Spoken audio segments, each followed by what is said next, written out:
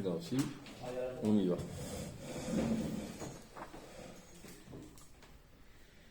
Il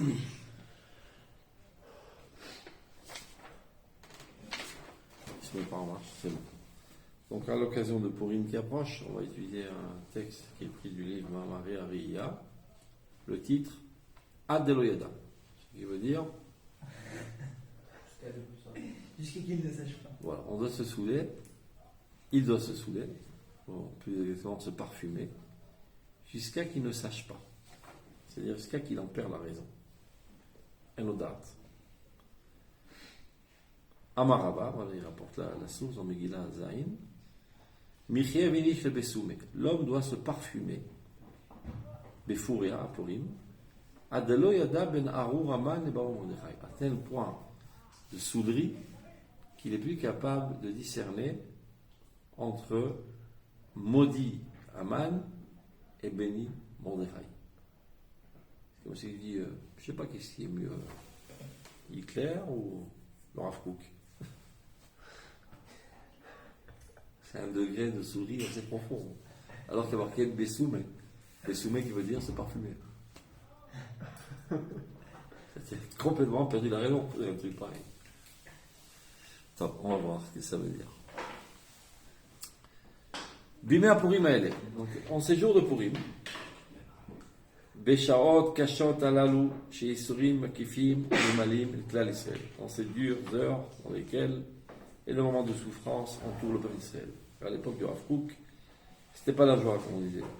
Il y avait eu des pogroms à Kishinov, et les Juifs étaient maltraités en exil, énormément de souffrance. Donc, à ces jours-là de Purim, il parle contemporain du Rav Kook.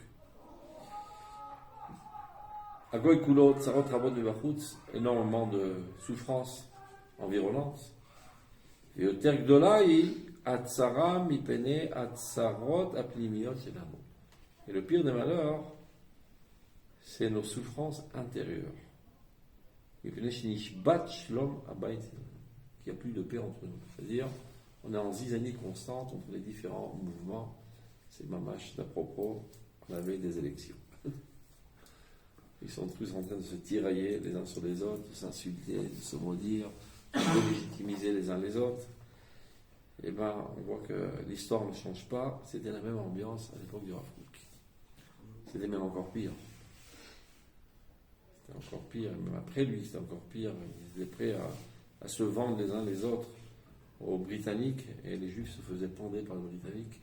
Pendre par les Britanniques. Il n'y a plus de paix. C'est-à-dire encore, on peut avaler le malheur des goïms qui nous harcèlent, mais là, nous-mêmes, on se crée ce malheur. Shalom et Israël, la paix au sein du peuple d'Israël. Alors, dans cette situation douloureuse, pour s'en sortir, on va se commémorer ce qui s'était passé à l'époque de Mordechai et d'Esther. Niskorna et Taïmim Alalu, souvenons-nous de ces jours-là, où Me'orot Ehem et tous ces événements, Kemoshem Ktuvim Lefanou Megillat Esther, tels qu'ils sont décrits dans la Megillat d'Esther. Asher B'Ruach HaKodesh Ne'emra. Et nous n'oublions pas, ce n'est pas un livre d'histoire qui a été écrit par un historien, ça a été sous l'influence de l'Esprit Saint. Et donc, si sous l'influence de l'Esprit Saint, ça veut dire que ceci est actuel à travers toutes les générations. Parce que les voix chez Nitzechal et Dorot, Nichteva, toutes les névoot qui se trouvent dans la Bible, c'est parce qu'ils vont avoir plus tard dans l'histoire aussi une importance pertinente. Sans quoi, si c'était juste pour solutionner un problème actuel de leur temps, ça n'a pas été rentré dans le protocole de la Bible. Tout ce qui était rentré dans le protocole de la Bible, et Esther a dit Kidvouni les Dorot, marquez-moi pour toutes les générations, ça veut dire que viendra un temps où on aura un problème quelconque, pour le solutionner, il n'y a qu'à lire dans la Bible. C'est-à-dire tout ce qui nous arrive aujourd'hui. Tout le problème qu'on rencontre, pas besoin de chercher de midi à 14h. Il faut lire la Bible et voir des événements semblables et comment qu'on est sorti de la galère. Et c'est pour ça que ça a été marqué dans la Bible. Pour donner la solution. La prophétie, elle vient solutionner les problèmes à la lumière de Dieu. Donc ce qui a été rentré dans la Bible, c'est des choses qui ont une importance aussi à travers l'histoire. Donc aujourd'hui, on se trouve dans une situation complexe, où les goïms nous cherchent malheur, les Juifs se font du mal les uns les autres. Comment sortir de cette galère? Eh bien, disons, ce qui a marqué dans la Megillat Esther, il y avait une situation assez semblable. C'est pour ça qu'il dit Hachem Ruach HaKodesh Ne'emra. Mais le Ruach HaKodesh, Omed Umimal Ekol Chalifot Ha'itim. Quand on parle de l'Esprit Saint, c'est quelqu'un qui est en delà de tous les changements du temps. C'est pas quelque chose qui décrit un événement ponctuel, mais c'est une solution divine pour tout temps. ומלמעלה של כל שינויי התכסיסים של הדורות, et bien en delà de toutes les formes de l'apparition de l'histoire à travers toutes les générations, le fond est toujours le même. On trouvera les mêmes problèmes de fond, et à la lumière du principe qu'on trouvera dans les écrits saints, on pourra solutionner les problèmes. Donc, Aïmra Anitzrit, cette déclaration éternelle d'Esther, qui dit à Mordechai, L'er kenos et kol ayudim, va donc réunir tous les juifs. Comme on dit, il faut se lever de bonheur. Rendre tous les juifs dans la même synagogue. Tu as déjà vu une synagogue avec tous les juifs? Où il y a 2 juifs et 3 synagogues d'habitude. Donc, réunit tous les juifs sur le même parapluie. Donc cette déclaration doit nous faire revivre à nouveau. De la même manière qu'à l'époque, Esther a réussi à le faire, et bien donc c'est faisable. Avec Didit, on a déjà fait ça. Donc on est capable de le faire. Et les Romains nous continuent flotter. Et cet appel, cette déclaration de réunification de la nation, c'est elle seule est capable de nous élever de toute notre bassesse que nous sommes en train de vivre aujourd'hui. Aval bevadai kanishal mishiod alishol, tous ceux qui savent poser des questions pertinentes, les gars mishieno il alishol, même celui qui ne sait pas poser des questions mais qui reste la bouche bée ouverte. Itachen acham atomer l'erkenos te le dit, mais dis-moi tu rêves monsieur le Rav Kook, tu crois véritablement qu'on va réussir à réunir les Juifs? Et regarde, ils sont en train de se trucider les uns les autres. Mais ensemble, aujourd'hui, je sais pas, Lieberman avec Bibi Netanyahu. Une haine incommensurable.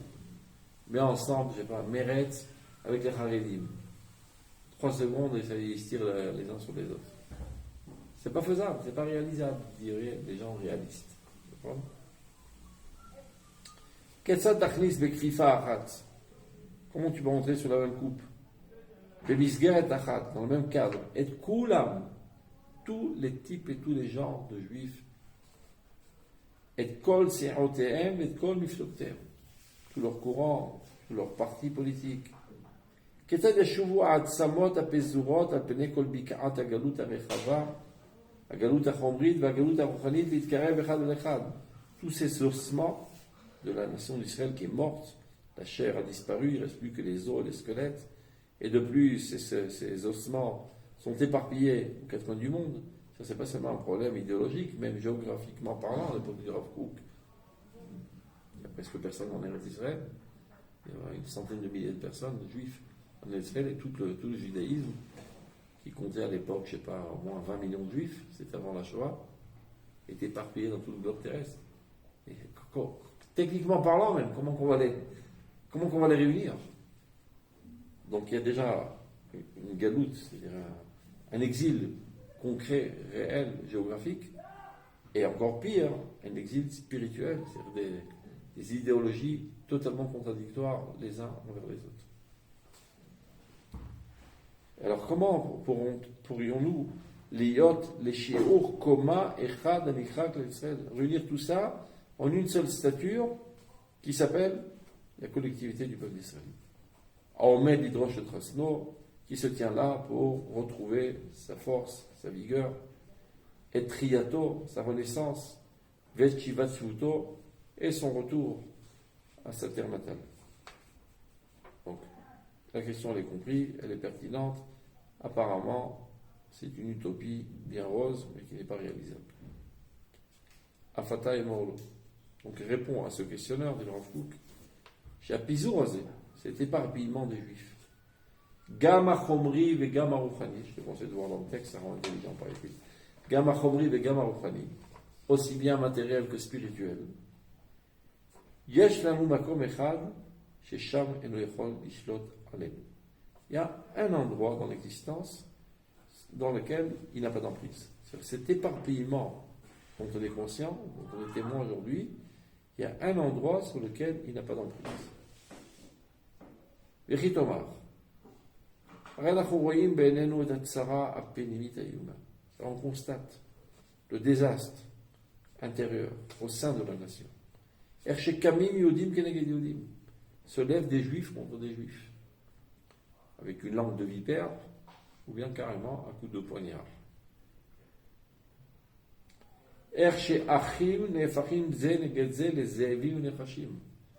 Des frères se comportent les uns envers les autres comme des loups, comme des serpents venimeux. Vers Zetomar, comment tu peux oser rêver de dire l'air kenos et koliudim va réunir tous les juifs. אמנם כל האומר ששקר בדה המן הרשע באומרו ישנו עם אחד מפוזר ומפורד אינו לטועה, dit la Gemara. Tout celui qui dit que Haman a raconté des bobards en disant il y a là un peuple qui est un et dispersé et divisé, qui est un antagonisme. C'est d'un côté il dit il est un et de l'autre côté il est dispersé et divisé. Dispersé géographiquement, divisé idéologiquement. Donc Haman a compris exactement le secret du peuple d'Israël. Il est un, c'est-à-dire d'un côté il est totalement uni, et d'un autre côté il est totalement désuni, et même géographiquement parlant, totalement dispersé. Et celui qui dit, dans le Gemara, que Haman a raconté des histoires, et non, il se trompe. Sache que ce que Haman a dit, c'est Beroach HaKodesh, je pense. Il a capté exactement le caractère spécial de cette nation. Bémet, il a raison, Haman. Mefouza ou Mefourad, Haman. Ce peuple uni est dispersé et divisé. Aval bakol ze amechadou. Et malgré tout cela, il demeure quand même un peuple uni.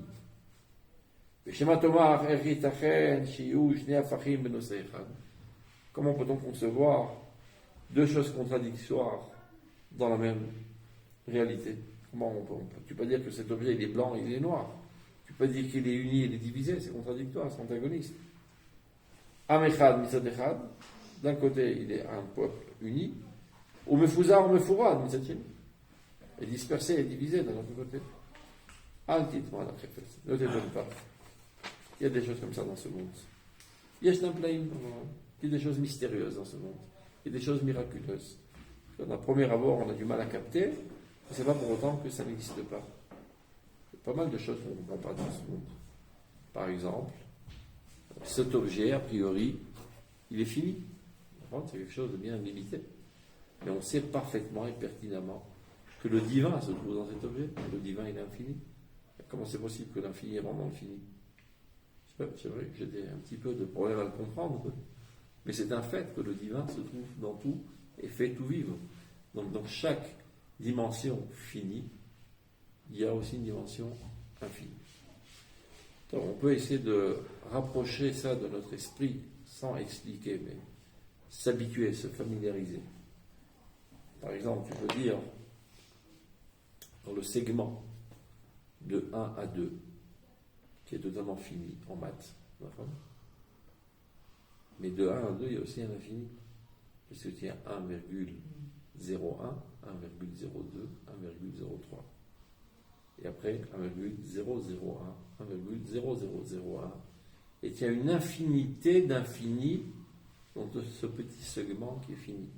Donc, les mathématiques, qui te donnent des moules de pensée, t'habituent à l'existence réelle. Que dans les existences finies se trouve l'infini. Donc tu vois que dans ce monde, il y a des choses qui, dans un premier abord rationnel, te paraissent totalement contradictoires et invivables les uns avec les autres, mais de fait ça existe. Donc là aussi, il dit Yesh Plaim Borlam. Il y a des choses extraordinaires, merveilleuses, mystiques, incroyables. Amazé, ce peuple-là, Shekol Amidato Borlam. Merupedati bepile plot. C'est-à-dire le fait même qu'il existe dans ce monde, c'est tapissé d'énormément de miracles. C'est-à-dire comment ce peuple-là a survécu à travers l'exil. Une petite brebis entourée de 70 loups qui n'ont rêvé que de le dévorer. Et voilà, elle est encore là. Il est éternel. On a essayé de l'assassiner, de le brimer, de le violer. Il est là, immortel. Umaré Bavayato Gamken est appelé Azé. Son existence même de ce peuple démontre ce miracle. Ubemauto Atzvit Ariwa Mechad. Donc maintenant, il va commencer à expliquer. À vrai dire, dans son essence la plus profonde, ce peuple-là ne réalise qu'une seule entité. Il est uni. Et au niveau de son âme, il y a une seule âme qui fait vivre tous ses corps. Donc, on parle d'une seule existence totalement unie. L'émeraude, naturellement, chez Boufouza, bien que de fait, il est éparpillé aux quatre coins du globe terrestre, il est divisé dans des millions d'idéologies contradictoires. Ça, c'est au niveau des consciences. Mais au niveau de l'entité première de cette nation, qui est une âme, elle est une. Emet Adara, il est vrai. Chez Machalatenu Agedola, notre grande maladie, Machalat Agalut, la maladie de l'exil. Ben Machalat Agalut chez Befoal, chez Nitra Alenu Bemlo Zarafa, que ce soit la maladie de fait, qui nous est tombée sur la tête, avec tout son désastre, c'est-à-dire le fait qu'on est éparpillé et qu'on est brisé par l'égoïsme, on est torturé même et brûlé vif parfois. Ben Machalat Agalut chez Bekoar, ou que ce soit la maladie de l'exil potentiel, c'est-à-dire ce qui a entraîné, ce qui a déclenché tout cela. C'est à cause de nos fautes que nous avons été exilés. La faute par excellence, c'est le manque d'amour envers la nation. Donc c'est ça le fond de l'exil, la cause première de l'exil, la maladie essentielle de l'exil. Chez l'Ippefa Otanumeaz, qui nous a envoûtés depuis le début de notre existence. Asheraliada ba'alenu catastrophe agelutit. C'est à cause de cette maladie intérieure, c'est-à-dire la haine gratuite, qui, elle, a entraîné cette catastrophe de l'exil. À cause de nos fautes, nous avons été exilés de notre terre et écartés de notre pays. C'est-à-dire, cette maladie, c'est elle qui nous amène à être aujourd'hui dispersés et divisés. Mais d'un autre côté, Netzach Israël Vishaker, l'éternité d'Israël n'est pas mise en question, elle n'est pas mensongère, elle sera toujours vraie, et le peuple d'Israël existera toujours dans son entité globale. Agalut, l'exil, Imkol Noroaotea, avec tous ses aspects redoutables, avec toutes ses souffrances, Mouchar Sheket Siabola. En fin de compte, cet exil aura une fin. Ne sois pas en exil pour l'éternité, c'est momentané pour guérir de cette maladie. Tu vas à l'hôpital, mais tu ne vas pas vivre toute ta vie à l'hôpital. Il y a le temps de guérir.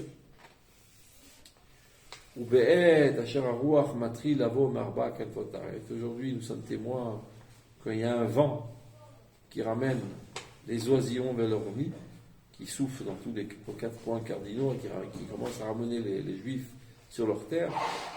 Mais en Metsukot Asovavototan, mais vermisé, ou mitgalut anafshit amemal'at kirbenu gam yachad lashub libanot be'eretz chayenu vermisé.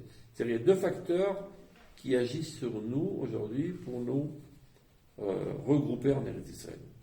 Il y a des facteurs négatifs et un facteur positif. Les facteurs négatifs, l'antisémitisme, les pogroms qui nous font comprendre qu'on n'a rien à faire en exil et que tout commence à brûler. Et donc ça, c'est un des facteurs qui nous ramène. Et le deuxième facteur, une attirance naturelle vers notre terre pour venir la construire et s'y construire. Il est le provim l'akir. Donc dès qu'on commence à se rendre compte de ce phénomène aujourd'hui, du retour des Juifs au bercail, on comprend qu'il peut avoir un médicament à cette maladie de l'exil et des divisions internes de la nation.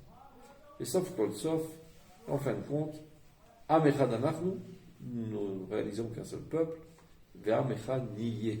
C'est-à-dire du fait que potentiellement parlant, nous sommes un seul peuple, arrivera un jour où ceci sera traduit dans le concret et on redeviendra un seul peuple. C'est au niveau des consciences, au niveau de l'amour, de l'amitié entre les Juifs. Vodapam Yakum Israël. À nouveau, le peuple Israël se tiendra bien debout, bien et déclarera sa déclaration éternelle, l'Er Kenos Koloyedi. On arrivera bientôt à ce stade. Bon, c'est vraiment, je dirais les voix, parce qu'aujourd'hui, ça nous paraît tout à fait évident d'être en Eretz Israël, et qu'on est 8 millions de Juifs, et que tout réussit à la merveille. C'était pas du tout évident à l'époque de Rav Kook. Ça paraissait plutôt une galère de bonhomme utopique qui mènerait à rien. Il n'y avait presque aucune chance de réussir. Il n'y avait même pas d'eau, il n'y avait pas de quoi manger. Les Arabes nous harcelaient, les Britanniques nous cassaient les pieds. Et tous les bons Juifs normaux étaient restés en exil dans des communautés florissantes. Et ici, c'était des pauvres malheureux qui n'ont pas de quoi manger et un désert spirituel et religieux. Puis bon, c'est un épisode fou qui ne mènera à rien. Et le Rav Kook avait une certitude, sans aucun doute. Il dit de cela, tout grandira, tout se développera, toute la nation est en route, tout le monde est en route. Et finalement, on va tous revenir ici et on pourra dire de manière la plus claire, l'Erkenos et le Kodeïoui. Aval. Odapam. À nouveau. Akoucha Gdolai. Veomedet Ader Hagioula Kekir Barzel Beven Negev. Se pose encore la même question pertinente. Resov Kolsov Apizur Apiroud Ochel Otanu Bechol Pe. C'est-à-dire, c'est bien beau tes rêves, monsieur le Rav Kook, mais de fait, aujourd'hui, la dispersion et les divisions idéologiques entre les Juifs nous dévorent. Afata est mort, l'Astam Makshe Alazé.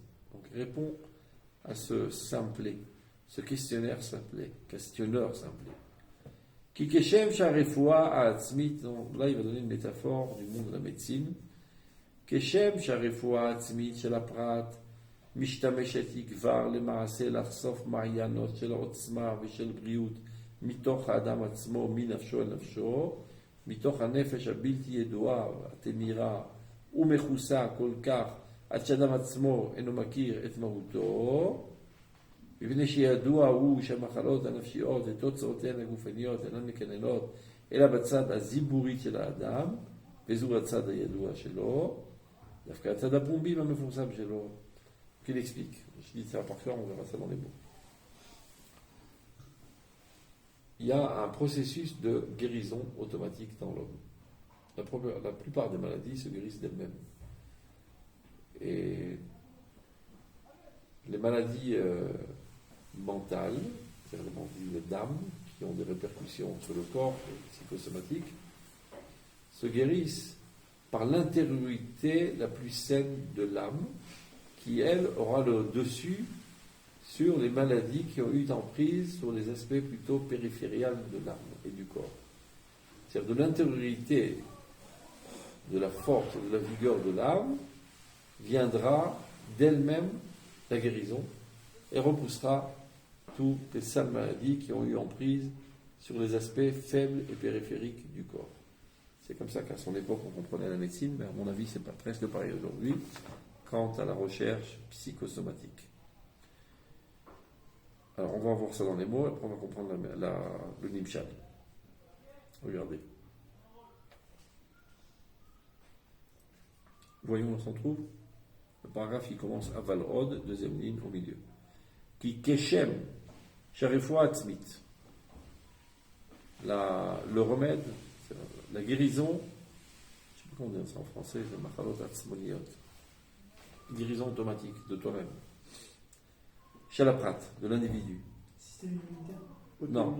Non, c'est pas système immunitaire. Auto-immune.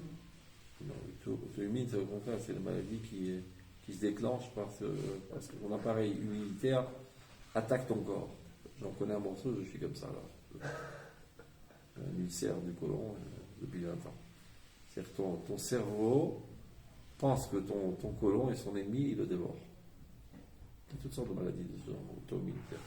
Là, c'est le contraire. Ouais. C'est que les aspects sains, S-A-I-N, de ton corps ont le dessus sur les maladies et ils les repoussent.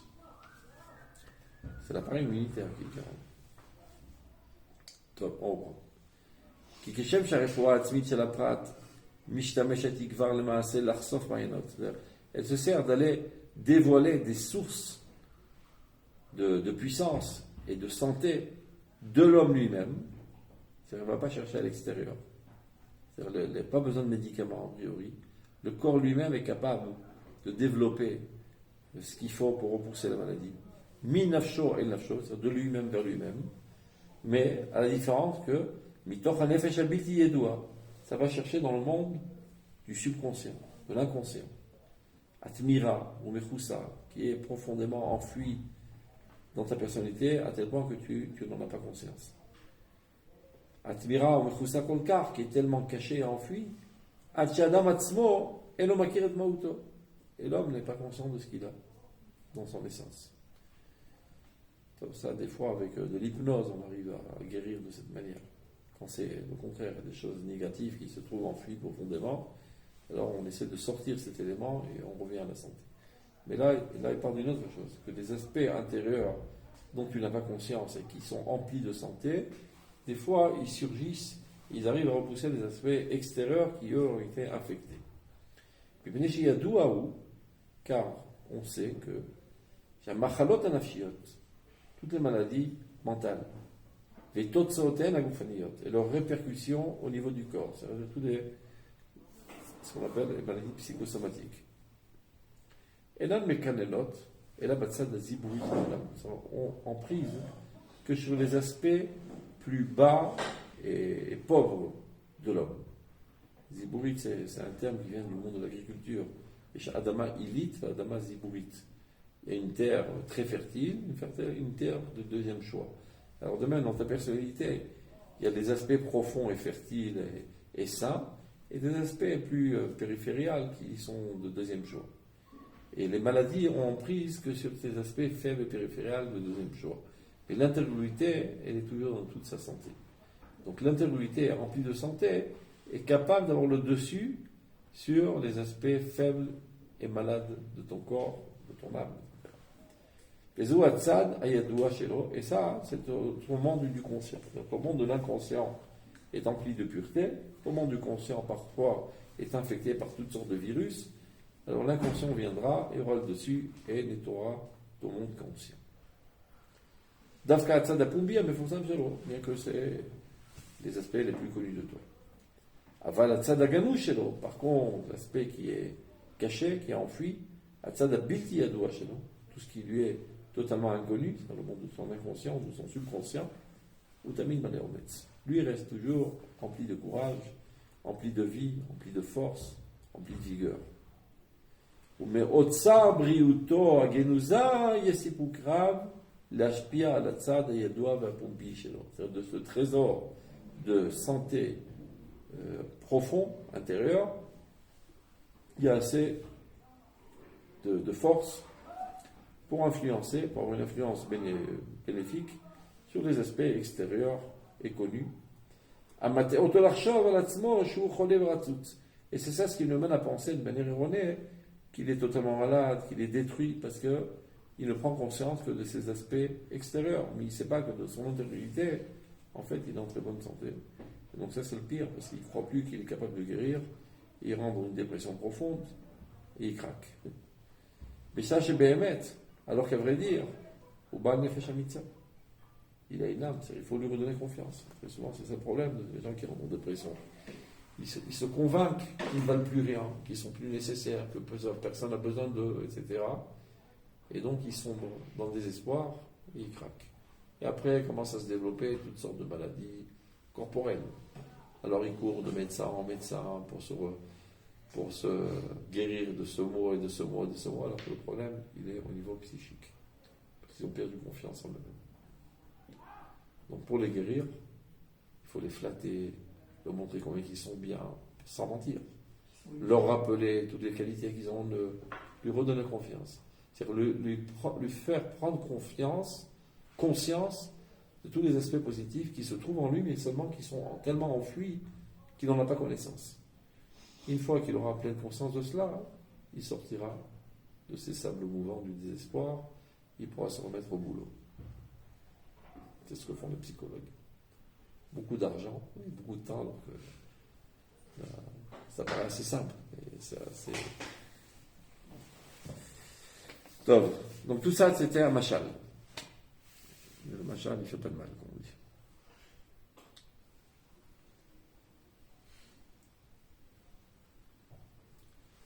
ומה שנמצא בפרט, נמצא במידה הרבה יותר גדולה בכלל כולו. Avant-dernier paragraphe. Ça, c'est une stratégie didactique du Rav Kook, dans laquelle il se sert énormément, surtout dans le livre Mamareria. Très souvent, il fait ça. Keaprat, Kenaklal. Ça veut dire, il t'explique quelque chose au niveau de l'individu que tu connais déjà. J'ai déjà lu ça dans pas mal de livres. On t'a bourré le crâne très souvent avec ces concepts, tu les connais parfaitement, tu jongles avec ces concepts. Donc, il te remet ça te rafraîchit la mémoire. Une fois qu'il a compris, c'est là qu'il intervient le Rav Kook. Qui apprend, qu'elle acclame. Ce que tu as compris sur l'individu, eh bien, sache que c'est exactement le même phénomène au niveau du collectif. Non, pourquoi il a besoin de le faire? Parce que ça fait 2000 ans qu'on n'a pas parlé de collectif. Ça fait 2000 ans que la Torah ne parle que de l'individu. Donc de l'individu, on en a jusqu'à là et on comprend exactement comment ça marche. Le collectif, on est dans le brouillard total, on ne comprend rien. Et c'est exactement la shlichut du Rav Kook dans cette génération de transition de l'individualisme au collectivisme. Akadosh Baruch Hu a envoyé le Rav Kook pour adapter le message de la Torah à cette nouvelle dimension. Et dans là, c'est très très très mis en relief dans ses écrits de Mamareria, très souvent il fait ça, tout ça. Masha nimsa baprat, nimsa bimida arbe eter gdola baklal kulo. Ce qu'on vient d'expliquer au niveau de l'individu, ben sache que ça marche de la même manière et de manière beaucoup plus grande même au niveau du collectif. Okay. Pourquoi le côté clan, avant même, entre guillemets, la galoute, il n'était pas ressorti? Si, il existait. Il n'y avait que ça à l'époque. Baït Rishon, il n'y avait que le clan. Baït Sheni, que le prat. Baït Sheni, c'est déjà l'exil. C'est une dernière bouffée d'air avant de faire une plongée sous-marine de 2000 ans. Des chikas. Mais les seuls exemples, par exemple, dans la Torah, qu'on a du clan, c'est quand c'est vous à l'échec. Quand on parle entre guillemets du clan, le Vaudor, c'est le clan qui a agi. Finalement, ça a amené au Vaudor. Alors que toutes les individualités, comme si le clan. Regarde, le klal, c'est une erreur de penser que c'est l'addition des individus. Le klal, c'est l'âme collective qui précède les individus. Si tu veux une métaphore, l'arbre, c'est pas l'addition des branches et du tronc et des feuilles et des fruits. C'est la racine. C'est ça le clan de l'arbre. Même si tu coupes tous les fruits, toutes les feuilles, tous les troncs et toutes les branches, l'arbre est encore vivant. C'est la racine qui redonnera naissance à tout cela. Clan Israël, c'est pas l'addition des individus juifs qu'il y a dans ce monde. C'est une âme, une entité spirituelle qui a précédé toute existence dans ce monde et qui a donné naissance aux juifs.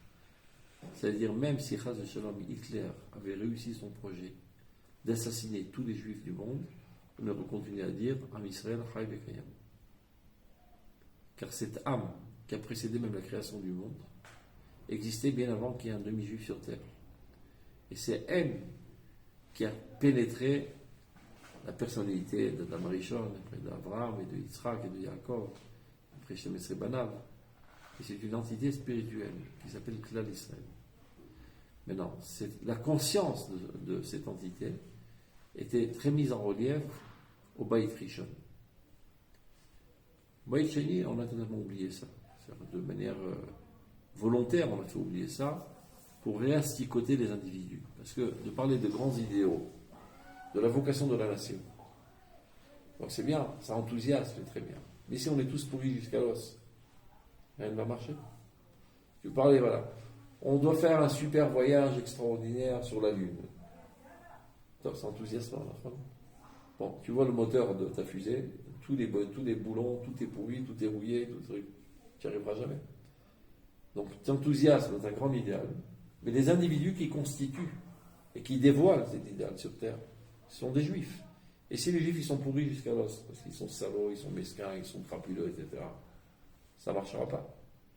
Donc la stratégie des Chachamim au Baït Sheni, mettons de côté l'idéal collectif et universel de Israël, mettant tout l'accent maintenant sur le développement et la purification de tous les individus.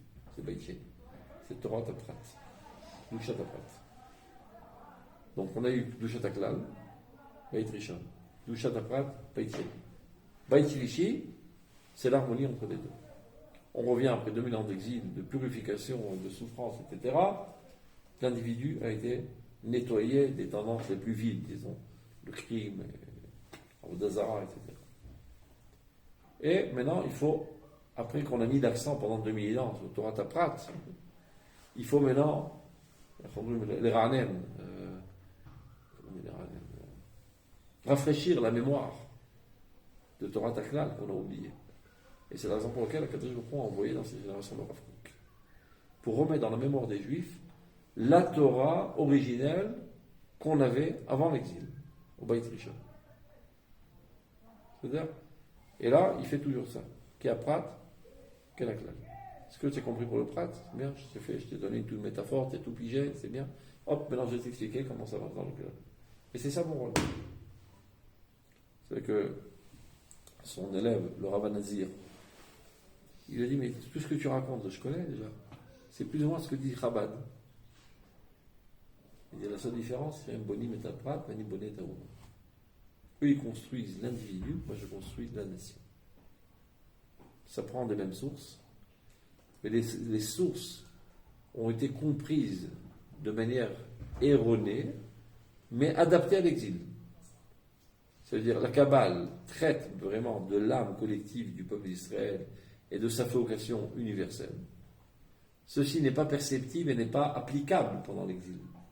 Donc, on en a fait une métaphore. Et on a miniaturisé ces concepts à l'échelle de l'individu pendant l'exil. Et la Torah de la Chassidut, c'est de ça qu'elle parle. Sans savoir que ce qu'elle comprend de cette Torah, c'est une adaptation au niveau de notre destruction individuelle en exil. On arrive en Eretz Israël, le temps est arrivé de comprendre ces thèmes dans leur véritable valeur originelle pour lesquels ils ont été créés par Rabbi Shimon bar Yochai de Torah Tassot. Donc, toutes les Torahs de Chassidut étaient nécessaires et indispensables pendant l'exil. Aujourd'hui, ils n'ont plus tellement leur rôle à jouer. Ça reste encore pour ceux qui veulent, je ne sais pas, avoir un petit peu de folklore, etc. Mais le message essentiel du point de vue historique aujourd'hui, c'est Torah Taklal. Sans jamais oublier Torah Taprat, sans qu'on va craquer, évidemment. Mais l'aspect dominant doit être Torah Taklal. Azmash Nimsa Baprat, ce qu'on vient de comprendre au niveau de l'individu, Nimsa ou Bemida, Arbe Tergdola, Baklal Kulo, se trouve de manière bien plus grandiose au niveau du collectif. Biklal Israël, dans la collectivité du peuple d'Israël, Bichoud spécifiquement, c'est sauf Bémet ou Amechad. De fait, il ne réalise qu'un seul peuple. Et qui en témoigne? Akadosh Baruch Hu. Donc il en connaît un morceau, Akadosh Baruch Hu. Si Dieu dit, ou mi karamecha Israël goyechad baaretz, qui donc est comme toi, peuple d'Israël, un peuple uni sur sa terre. Donc c'est ce qu'il dit, Dieu. C'est Dieu qui a créé le monde et c'est Dieu qui voit tout et qui n'est pas impressionné par les aspects extérieurs. Dieu témoigne que le peuple d'Israël est un, dans son essence la plus profonde. Il ne nous a pas mouchachim leodot al shiyatem, donc nous sommes obligés de reconnaître notre erreur. J'anou chojvim l'éter là nous tatzmen, c'est la manière dont nous on se perçoit. On a comme l'impression, de manière erronée, que nous ne sommes pas un. L'éter latzmen ou et mahuta shel hayadut. Et on ose venir décrire l'essence du judaïsme, al pi amar e achitzon shela, seulement selon ses aspects extérieurs.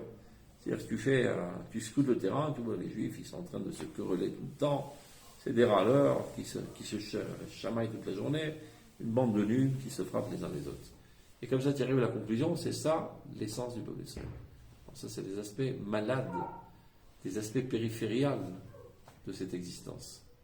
Mais dans son antériorité, la santé dans toute sa vigueur se trouve au niveau de son âme. Alpi Amari Achitzon Shela, Alpi Apumbiyut, ce qui est connu de tous, Shi Aziburiut Shela. Et là, c'est la terre du deuxième choix de sa personnalité. Et c'est pour ça qu'on est effrayé de notre visage. C'est-à-dire qu'on se voit dans un miroir, on dit mais qu'est-ce qu'on est nul. Et d'ailleurs, les goïms prétendaient que cette épopée de l'État d'Israël ne réussira jamais. Les Juifs ne sont pas capables de vivre en harmonie, ils se tueront les uns les autres. Bon, ils se sont trompés, finalement on a bien réussi. Ils ont vu comment les Juifs en exil, ils chamaillaient, ils étaient mesquins, ils étaient suspicieux les uns envers les autres, etc. Ils réussiront jamais, donc laissez-les faire, de toute façon tout ce projet sioniste va s'autodétruire. Parce qu'eux aussi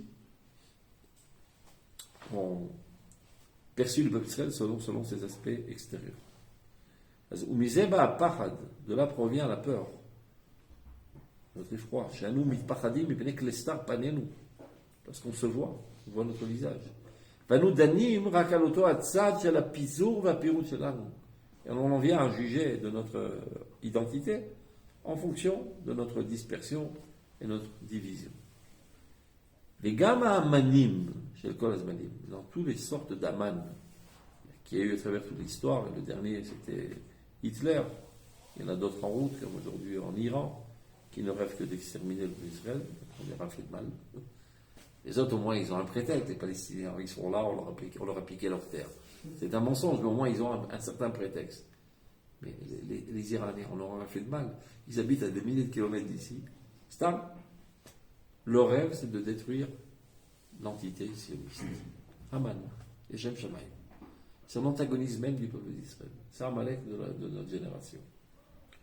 Donc, il y en a eu pas mal à travers l'histoire de Hamanim. Donc il dit comme ça. Gamma Hamanim chez le Kol Azmanim. Toutes les sortes de Haman, c'est-à-dire ceux qui ont voulu détruire l'Israël, à travers toutes les générations. Shem Pogim Banu Be'eres Sinatam, qui nous font du mal par le poison de leur haine. Ou Biyechut Bisman HaMa'avar Hazeh. Et spécifiquement dans cette époque de transition historique. Em Tovsim et Atzad HaChalash.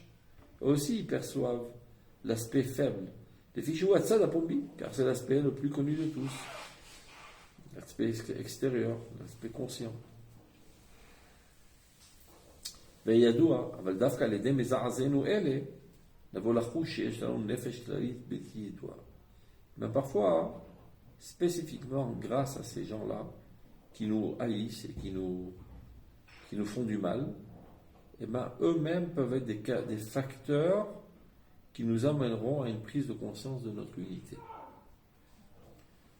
Parce que des fois, on vit en division totale et chacun pense qu'il appartient à notre monde et je veux pas de rapport avec ces sales juifs, etc., parce que j'appartiens à l'aristocratie allemande. Et quelques mois après, il se retrouve à Auschwitz en faisant la queue avec les gens qu'il détestait pour entrer dans les mêmes chambres à gaz.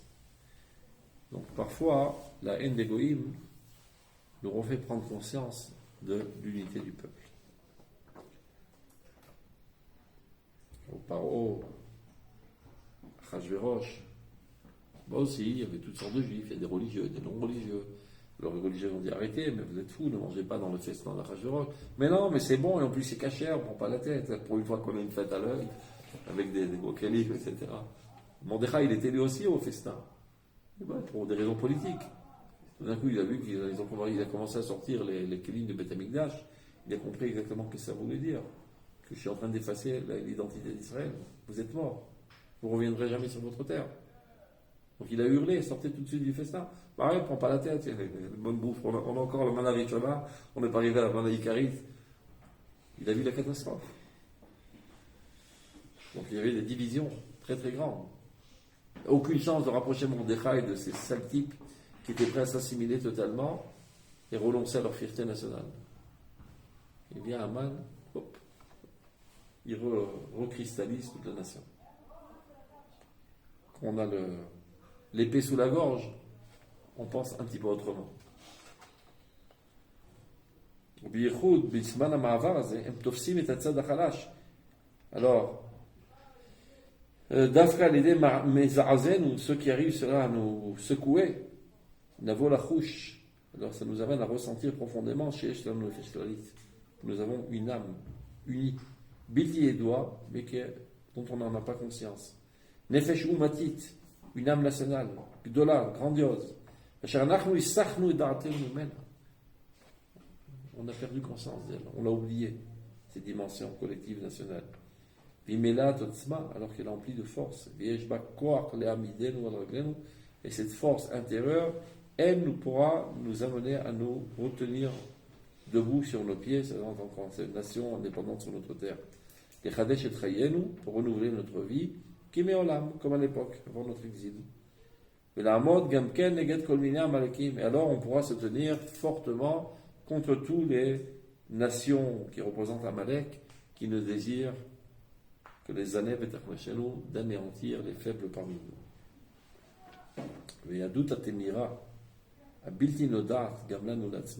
Ce judaïsme caché, enfui, dont on est totalement inconscient. Zot ha-neshama gdola chez la Ouma. Ceci est la grande âme de la nation.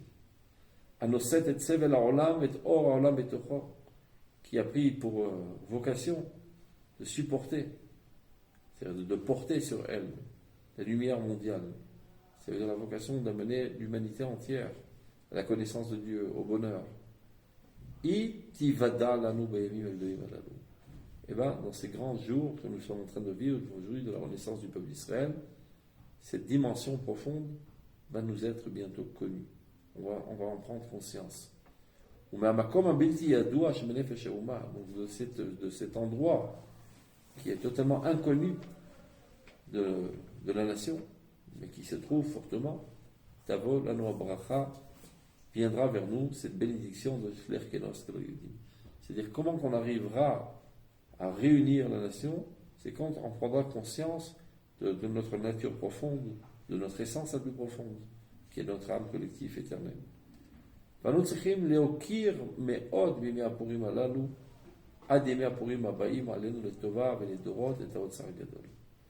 devons chérir, aimer, admirer cette dimension profonde qui est le trésor de notre existence, de ce Purim et les Purim qui viendront et toutes les générations à venir. C'est là-bas que se trouve tout notre bonheur, et la richesse de notre vie. Et cette capacité d'être un seul peuple uni. Aura le dessus sur tous les aspects d'éparpillement et de division. C'est pour ça que le Rav Kook parle énormément de l'importance de la tendance nationale. Il dit, pour amener aujourd'hui le peuple à sa résurrection spirituelle et arrêter toutes ces divisions et ces haines et ces querelles, il faut mettre toujours l'accent sur la tendance nationale. La tendance nationale, c'est l'amour de la nation, l'amour de l'entité profonde de la nation. Umitor kol hagoalim hapodim haovim. Umitor kol hameshabdim hamochim vasolim. C'est-à-dire, il y a deux facteurs qui nous amènent à cette prise de conscience. Il y a des Mordechai, à travers l'histoire, il y a des Haman, il y a Hitler et il y a Herzl. Les deux, ensemble, agissent à nous amener à cette prise de conscience de notre unité profonde. Toute leur programmation pour nous détruire. Aujourd'hui, c'est l'Iran, c'est pareil. Sans vouloir parler de politique, parce que c'est interdit déjà. Et Binyamin Netanyahu a eu le flair depuis au moins 15 ans, il parle de cela. Que Amalek de notre génération, c'est l'Iran. Ouais, il le dit. Faites une recherche sur Google. Marquez Binyamin Netanyahu, Amalek, Iran. Vous aurez une quinzaine de lignes. Des différents discours qu'il a fait à travers ces deux dernières décennies, qu'il il a eu le flair de comprendre qu'il s'agit d'une entité spirituelle qui veut la destruction du peuple d'Israël Et c'est pour ça qu'il est tellement engagé à ne pas lâcher le morceau, parce qu'il n'y a que lui qui comprend qu'il faut exterminer cette entité. Alors que le monde entier vivait dans une utopie, tout va s'arranger de lui-même, on va faire des contrats, etc. Ce petit bonhomme a sauvé l'humanité. Parce qu'ils étaient tous dans les vapes. Parce que cette bande de fous, c'est pas la destruction seulement du peuple d'Israël, c'est la destruction du monde libre, la destruction des démocraties, du monde normal, et la mise en valeur de toutes les forces destructrices du monde. C'est l'islam extrémiste, etc. C'est Amalek, Amalek, elle adore. Ils ont toutes sortes de programmes, des obus à 4000 km, avec 5000 km, pour faire sauter tout le pays d'Israël en 2 minutes, etc. Non, mais ils ont vraiment des calibres, il faut savoir. Il ne faut pas dormir sur de l'orée. Si ce n'était notre intervention militaire, il y a longtemps qu'on aurait été détruit.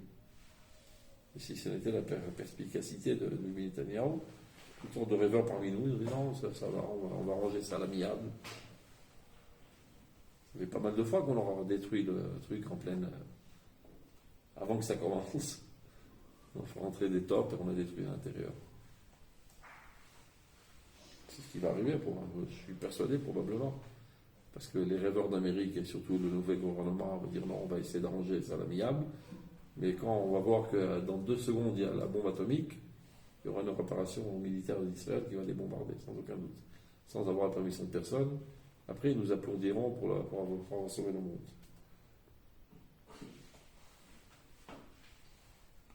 L'ami de l'anou Yeshua avec Géoulat Olamim.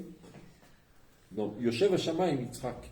C'est-à-dire contre tous ces programmes de destruction du peuple d'Israël, Akadosh Baruch Hu, lui qui se tient dans les cieux, il en rigole bien. Et il saura comment mettre sur pied une lumière délivratrice, et Géoulat Olamim, qui apportera finalement la rédemption à tous les mondes. ומתוך המעמד של עד דלא ידע בן ארוך המן ברוך מרדכי. Ce qu'on dit, on doit se parfumer et boire du vin jusqu'à plus discerner qu'est-ce qu'il y a de mieux, Arour Haman ou Baruch Mordechai. Le fait, on n'en sait pas. Qu'est-ce qui nous amène le plus à une prise de conscience de notre entité profonde, Hitler ou Herzl? C'est pas sûr. Des fois celui-là, ça dépend des types de juifs. Il y en a qui se réveillent plus par Herzl, d'autres qui se réveillent plus par Haman. Il y en a qui montent en Israël par l'amour d'Eretz Israël, il y en a parce que l'islam commence à monter en France et la vie devient invivable. Et peu importe, sauf qu'ils reviennent, ils rejoignent leur peuple. Donc il y a 2 facteurs qui agissent, et tu te demandes, qu'est-ce qu'il y a de mieux pour nous? Et les 2 sont aux mains de Dieu, en fait. C'est Dieu qui fait ça. C'est Dieu qui envoie Herzl, c'est Dieu qui envoie Hitler.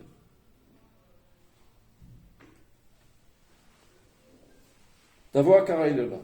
Donc, suite à ces 2 facteurs, Tavo Akara Ilema. On arrive à une prise de conscience très très haute. L'Imso Tayudia Bilti Yadoua Shebetochen.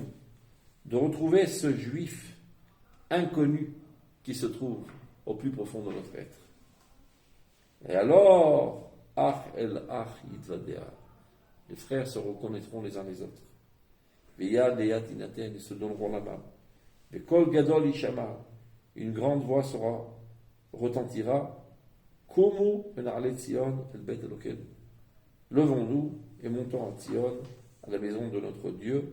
Ou Kebime Mor Ve'adas, et comme à l'époque de Mordechai et d'Esther, vous savez qu'Adas c'était son nom juif, et Esther c'est son nom goy.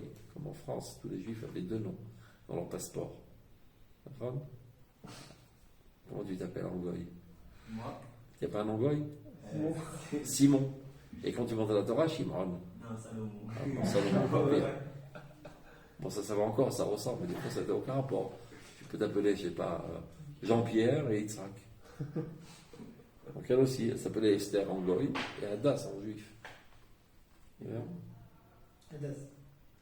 Même Moshe, c'est un nom goy. Sa mère avait donné un autre nom, un nom juif.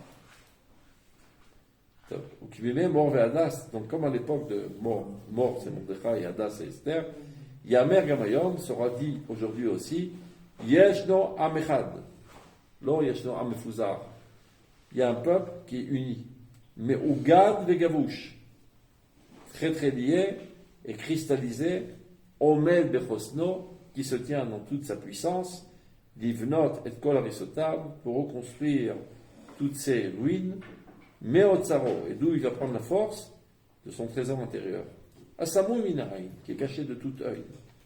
Asher bognuza yabracha, et c'est en elle, c'est dans cette dimension profonde, qui est profondément enfouie, cette bénédiction de l'air kenos et keludim. C'est de là-bas qu'on va puiser la force de nous réunir.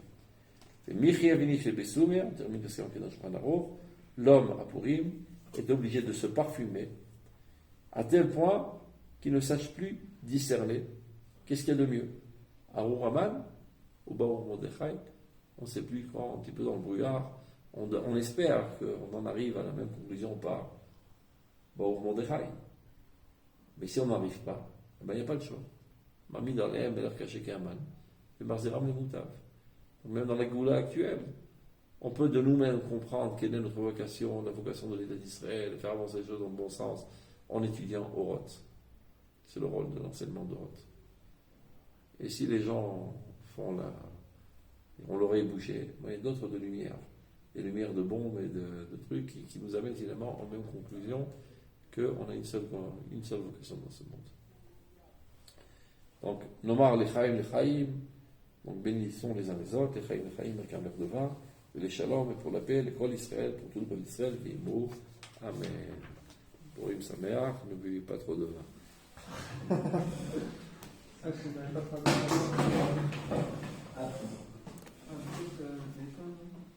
Faites pas les oeufs sur ce pour Im. C'est pas la fête des oeufs. Comment on est dans ce truc-là? Il marche plus.